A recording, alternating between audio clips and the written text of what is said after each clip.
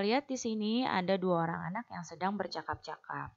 Nah, di sini Siti mengetahui bahwa dia melihat orang zaman dahulu itu menggunakan dua buah batu untuk menghasilkan api. Dia membacanya dari buku. Nah, Udin mengatakan bahwa kita dapat mengetahui informasi-informasi seperti tersebut dengan membaca, ya, membaca dari media cetak yang berisi informasi penting. Nah, sekarang kita akan masuk muatan bahasa Indonesia. Dalam kehidupan sehari-hari, banyak dijumpai teks pelajaran yang berupa informasi dari berbagai media cetak. Teks yang berisi penjelasan tentang berbagai peristiwa yang terjadi di sekitar kita itu disebut dengan teks eksplanasi. Bagaimana caranya memahami teks eksplanasi? Pertama-tama, kita harus membaca keseluruhan isi teks terlebih dahulu. Ya, kita baca keseluruhan isi teks dengan baik dan juga dengan cermat. Kemudian, setelah dibaca, kita tentukan kata-kata kunci di dalam teks yang dianggap penting. Setelah menentukan kata kunci, kamu bisa menjawab pertanyaan-pertanyaan yang berkaitan dengan teks untuk mendapatkan informasi dari teks tersebut. Nah, sekarang coba kalian perhatikan dan baca teks eksplanasi berikut ini.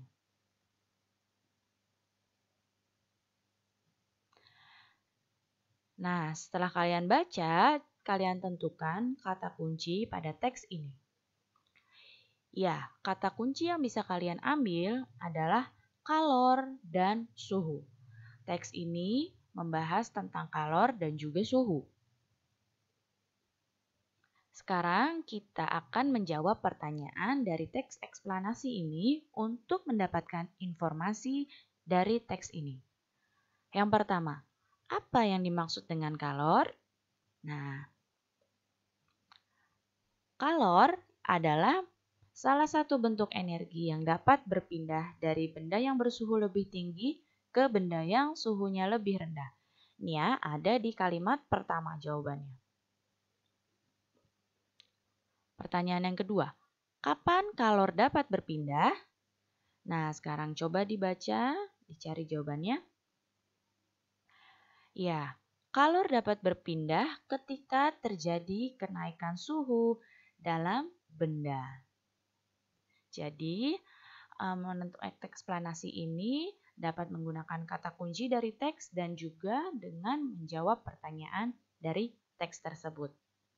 Pertama-tama kita akan membahas muatan bahasa Indonesia, yaitu tentang membuat pertanyaan dari teks.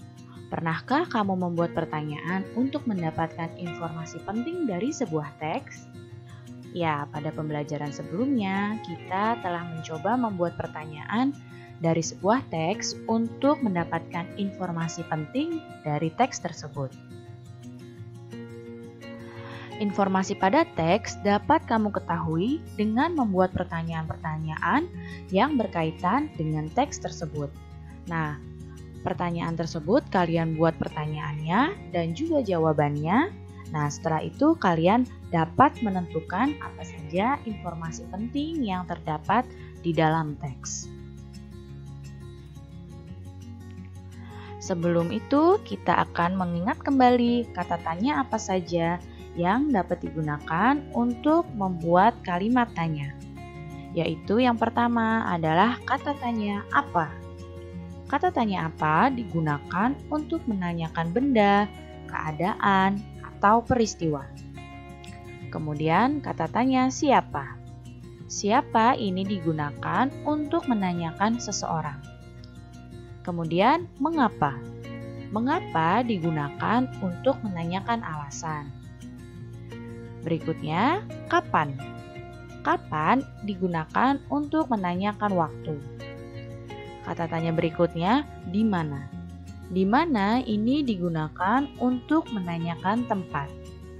Dan kata tanya bagaimana. Digunakan untuk menanyakan suatu peristiwa.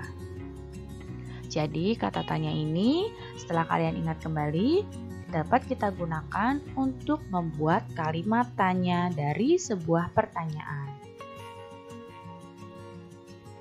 Sekarang kalian baca teks berikut ini dengan cermat.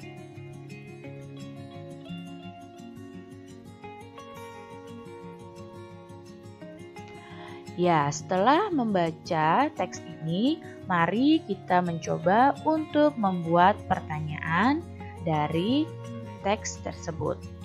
Ya, kita akan coba buat kalimat tanya. Pertanyaannya adalah yang kita coba, mengapa indera peraba tidak dapat digunakan untuk mengukur derajat panas suatu benda? Nah, di sini kata tanya yang kita gunakan adalah mengapa. Ya, mengapa ini tadi digunakan untuk menanyakan sebuah alasan. Jawabannya adalah karena setiap orang memiliki perbedaan dalam merasakan suhu di sekitarnya. Jadi, seperti ini ya cara membuat pertanyaan dari sebuah teks.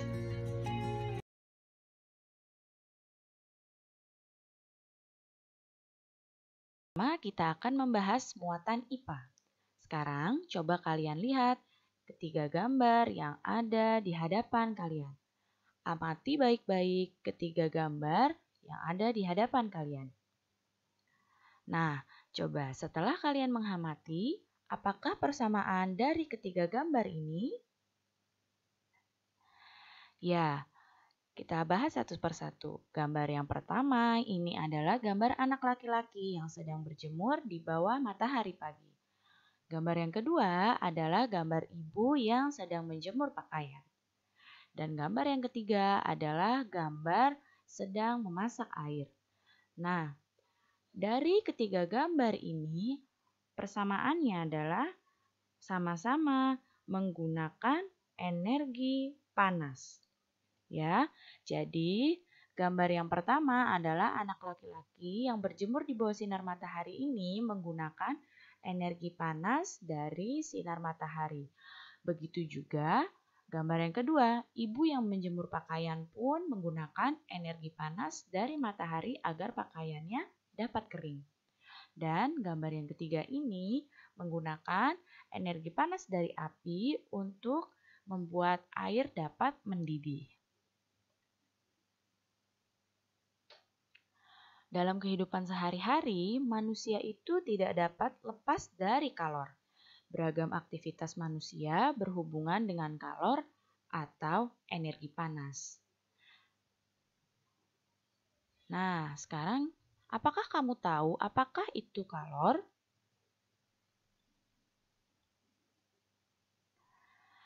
Panas atau kalor adalah energi yang berpindah akibat perbedaan suhu, ya. Nah, sumber energi panas adalah benda yang dapat menghasilkan energi panas. Apa saja sumber-sumber energi pada benda yang menghasilkan energi panas? Nah, sekarang diperhatikan baik-baik sumber energi panas. Sumber energi panas yang pertama adalah matahari.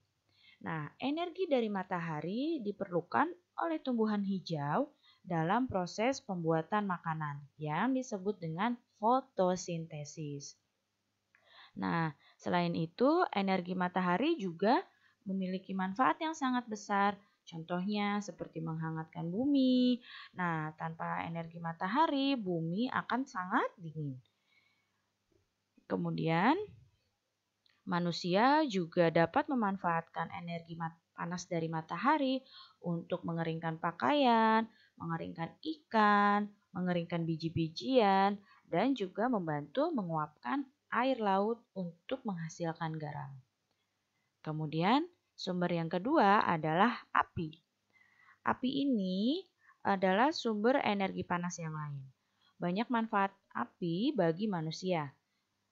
Api itu dapat menghangatkan tubuh kita dan juga dapat dimanfaatkan untuk memasak makanan.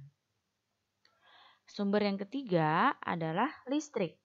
Nah, saat ini listrik merupakan sumber energi panas yang praktis. Nah, energi dari listrik ini dapat diubah menjadi energi panas. Ada beberapa peralatan rumah tangga yang dapat menghasilkan energi panas dari listrik ini. Seperti contohnya setrika, itu mengubah energi listrik jadi panas. Kemudian ada dispenser, ada magicom, kemudian ada kompor listrik. Dan sumber energi panas yang selanjutnya ada gesekan antara dua benda. Nah, di sini ketika kamu kedinginan, kamu menggesekkan kedua tangan dan akan menjadi hangat, itu adalah contoh gesekan antara dua benda. Sekarang kita lihat gambarnya. Nah, ini ada contoh keluarga yang sedang memanfaatkan energi panas matahari untuk menghangatkan tubuh bayi, kemudian untuk menghangatkan tubuh orang tuanya, dan juga untuk menjemur pakaian. Kemudian api. Nah, bisa kalian lihat di sini sumber energi panas api digunakan untuk memasak dan juga untuk menghangatkan tubuh dengan api unggun. Listrik di sini benda-benda yang mengubah energi listrik jadi panas. Contohnya adalah setrika dan magicom. Gesekan antara dua benda. Nah, telapak tangan kita jika digesekkan lama-lama akan terasa hangat. Kalau kita sedang dingin, biasanya otomatis kita akan menggesekkan kedua tangan untuk menghangatkan.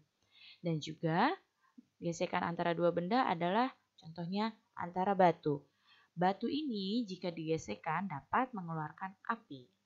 Jadi ini ya sumber-sumber energi panas yang ada di sekitar kita. Sekarang coba lihat gambar minuman yang ditunjukkan oleh Lani. Nah, di sini Lani bertanya, apakah kamu pernah membuat teh panas atau es jeruk? Ya, mungkin kalian pernah membuat salah satu dari kedua minuman ini. Sekarang kita akan membahas muatan IPA. Di sini, baik itu teh panas maupun es jeruk, ini dua-duanya adalah sebuah minuman, tapi minuman ini yang satu dalam keadaan panas dan yang satunya dalam keadaan dingin. Nah, di dalam kehidupan sehari-hari, kita sering ya mengukur panas dengan sentuhan telapak tangan. Biasanya kalau kita membuat teh panas, di sini kalian akan memegang gelasnya terlebih dahulu. Oh, ini gelasnya panas. Dan jika membuat es, ketika kalian pegang, oh ini gelasnya dingin. Kita biasanya menggunakan telapak tangan kita untuk mengukur panas. Nah, indera peraba kita atau kulit kita ini akan mengirimkan informasi ke otak untuk memberitahu bahwa sesuatu itu terasa panas atau terasa dingin. Nah, akan tetapi indera peraba kita itu tidak dapat digunakan untuk mengukur derajat panas suatu benda. Indera peraba kita itu hanya dapat menentukan benda tersebut panas atau benda tersebut dingin. Nah, kita tidak bisa ya indera perabanya mengukur derajat panasnya. Misalnya teh panas ini dengan derajat 30 teh panas ini panasnya adalah 50 derajat. Kita tidak bisa menentukan seperti itu. Nah, besaran yang dapat digunakan untuk menentukan panas itu disebut suhu atau temperatur. Satuan suhu yang digunakan di Indonesia adalah derajat Celcius.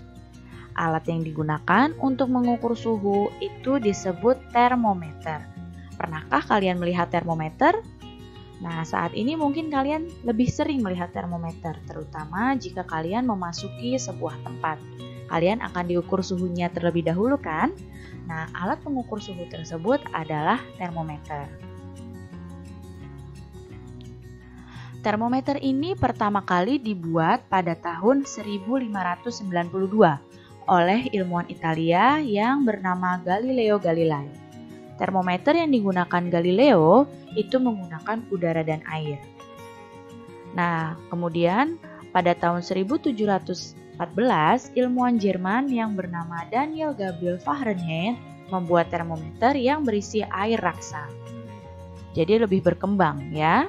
Kemudian selanjutnya pada tahun 1742, ilmuwan Swedia yang bernama Andreas Celsius menentukan termometer yang menggunakan skala ukuran 100.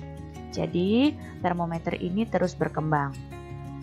Nah, yang gambar pertama ini yang Ibu tunjukkan dengan panah, ini adalah termometer yang dibuat oleh Galileo. Ini contohnya seperti ini.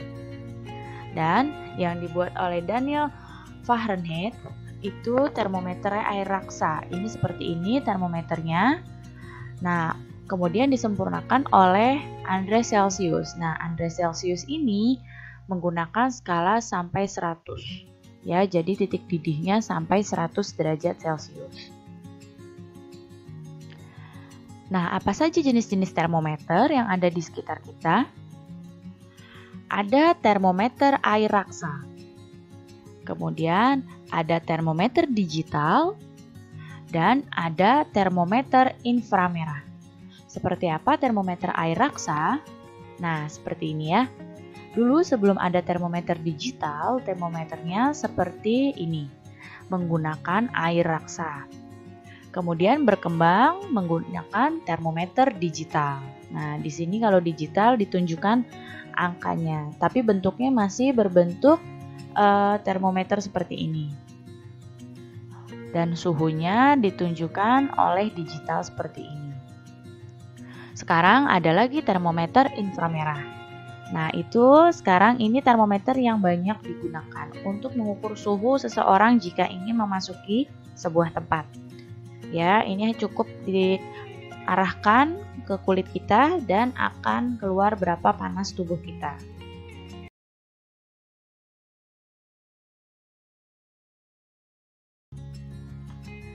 Nah, di sini sekarang ada dua orang anak yang sedang bercakap-cakap yang bertanya, apakah kamu masih ingat tentang tanda nada?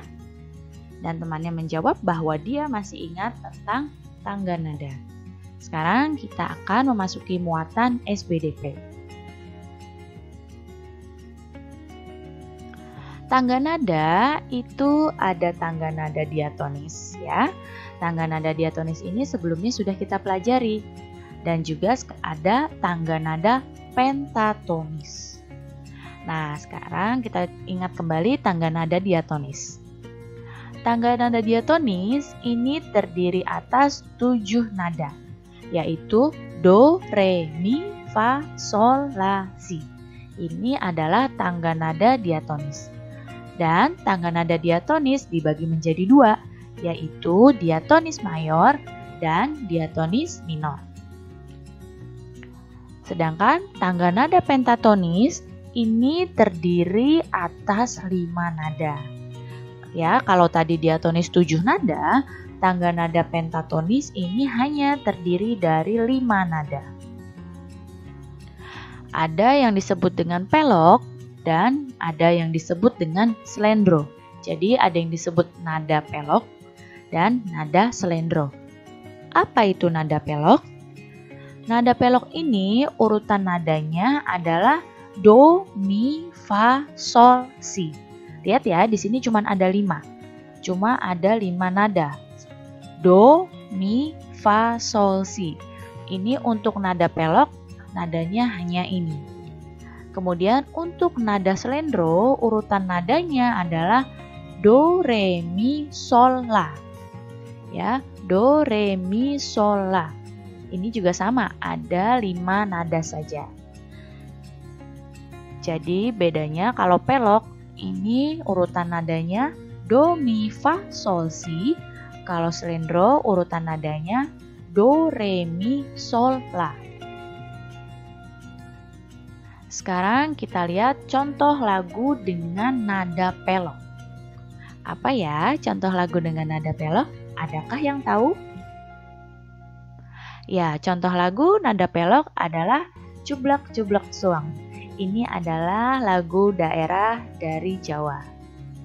Kemudian, contoh lagu dengan nada slendro yaitu Gundul Gundul Pacul. Ini juga lagu dari daerah Jawa. Jadi nada pelok contohnya cublok-cublok suang, nada selendro contohnya gundul-gundul pacul.